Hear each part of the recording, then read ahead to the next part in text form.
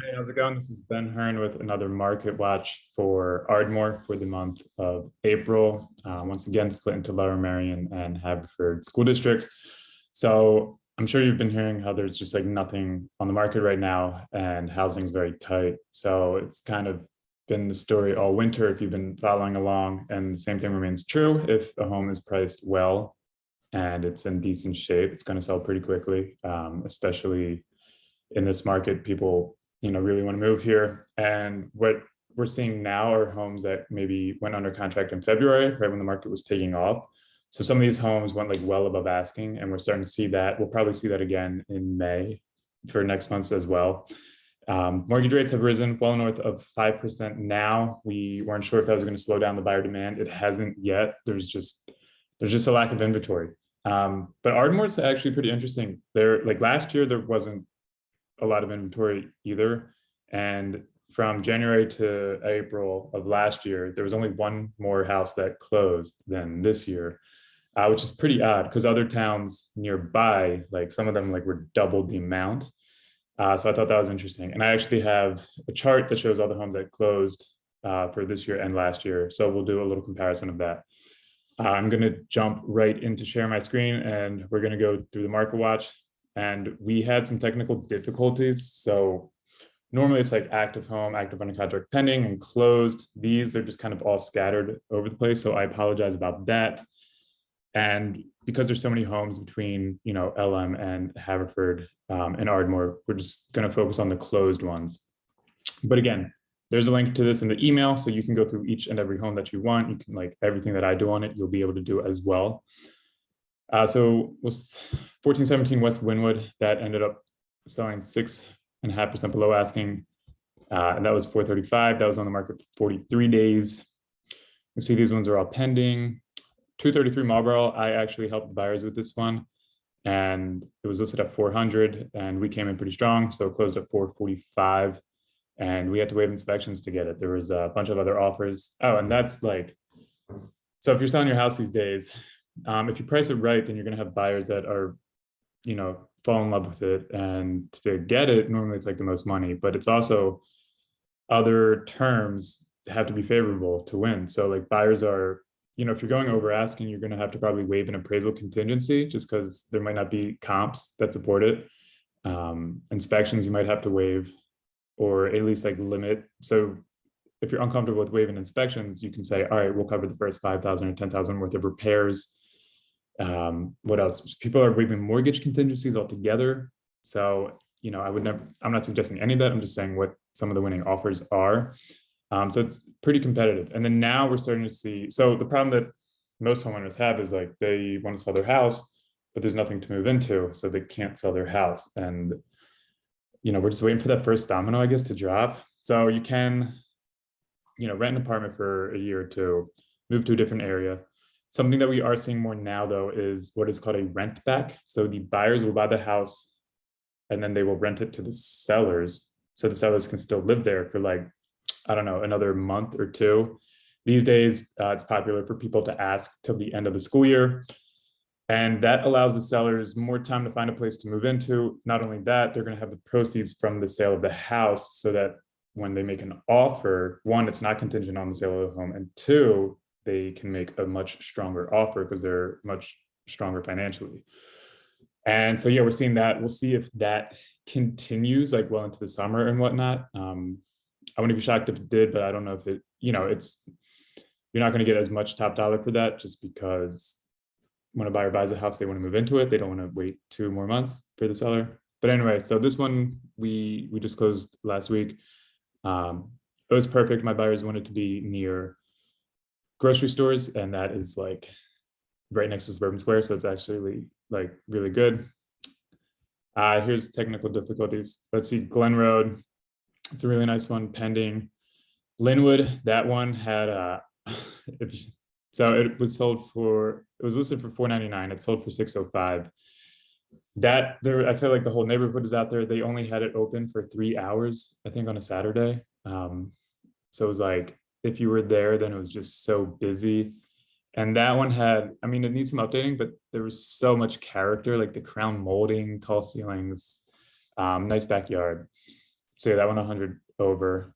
And I think that was the only one, yeah, the other one that closed. And we have a couple ones that are active. 18 Simpson for 129. The interior looks really nice. We'll see. There's not much of a yard there. It's like a big driveway, so that'll be interesting. Swan on Church 659. So we'll see what happens with that. All right, now we're in Haverford Township School District, part of Ardmore, and there's a lot more. There's 40, so just kind of fly through it. This one on Belmont Ave 436. That was 5% above asking. And again, if there's nothing here, that means it's active. If there's a tag, then it means like it's pending. So we have a couple actives on Belmont and Haverford. Same areas, it closed for 285. It was listed at okay, so again, technical difficulties. It was listed at 300, so it closed at 285. So slightly below asking. That was it within a week. Here's another active one on Belmont Ave. Here's another active one on Belmont Ave. So there's this one on Oakford's pending, St. David's pending. This one on Maple Shade went above asking by 11%. It was listed for 405. I mean, this one was super cute. The inside was like, they did a really nice job. Like the kitchen looks good and everything. So that was a super cute home. They got over asking on that. This one on Oakford, that was 20% above asking. So that was 375, ended up closing for 453. So again, the inside looks great. So if you're a seller and you want to get top dollar, historically you would just set a high price, but now you just set a good price, have someone fall in love with it, and then they're going to send in a big offer, probably waive some contingencies. This one on Ardmore Ave for 1.5 is under contract, pending. This one's active. 2 Wickham, that a little below, 5% below asking. So it was listed at 525. And they ended up closing just at 5. Got a couple more pendings. This one on Darby closed for 678, which was slightly above asking. It was listed for 669. I mean, a lot of space inside there. It's almost nearly 3,000 square feet. A couple more pendings. This one on Haverford was 6% above asking, which is funny. Like that's just like standard. Like you don't even blink at that anymore. And a couple years ago, that would have been like, not unique, but just not so common. So that was listed at 4. They got it for 425. This one on Chestnut was 12% above asking. So this one was listed at 285. They sold for 320. Lorraine 280. I think those. So it was listed at 265. It ended up 280. And I think here's another one on Lorraine for 275. I mean, yeah, there's just, and then so there's a bunch of active ones. I'm doing this on May 1st. So like this thing shows you if there's open houses or not. It's pretty cool. So there's, I mean, the inventory is insanely tight, but there's like some homes and like, a decent amount of activity. So this is from last year, 2021, from January 1st to April 30th of last year. There was 52 total listings, and the average was 566, but the median was 413. So the average is real high just because there was 3 homes. One was 8, 1.8, 1.7, 1.45, 1.425. So they really bumped up the average.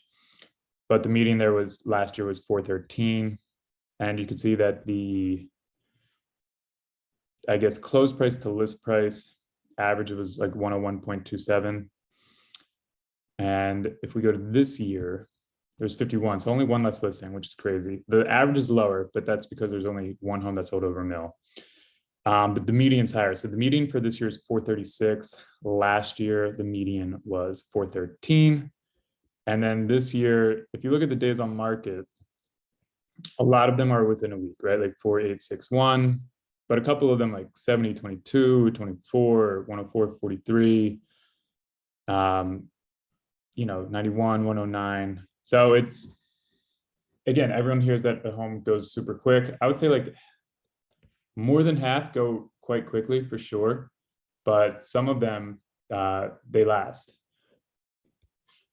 So that's all I have for that market watch. Again, a link for that is in the email. So if you want to play around in there, check out all the homes, go through all the pictures, whatever, you can do that. Like everything I did on that video, you're able to do. And if you are curious about what your home is worth, especially in this market, it's hard to, like Zillow and Zestimates, it's hard for them to keep up just because there's so much volatility going on. I would love to give you a no obligation valuation of your home. My contact info is at the bottom of this email, and just, hit me up. I come over, you show me a tour, and I'll tell you what I think it would sell for, like in this market, because I don't know, the answer in 4 months might be different than today, and today's answer is different than 4 months ago. But yeah, if you're interested in that, I'd love to be a resource. And then also, if you have been thinking of selling and you just don't know how to navigate it, because again, it's hard. Like, do you buy right now? Do you rent? Do you buy first and then do you sell, or do you like sell, try to get that money? It's a lot. There's many options to go through, and I'd love to, help out and be a resource as well for that. So please reach out if you're thinking of that, or if you don't know where to start. I'd love to help out. And that's all I got. I hope you have a good month of May. I hope the weather is here to stay. I've thought that for the last 2 weeks and it keeps getting cold, but I think we're set this time. All right, bye.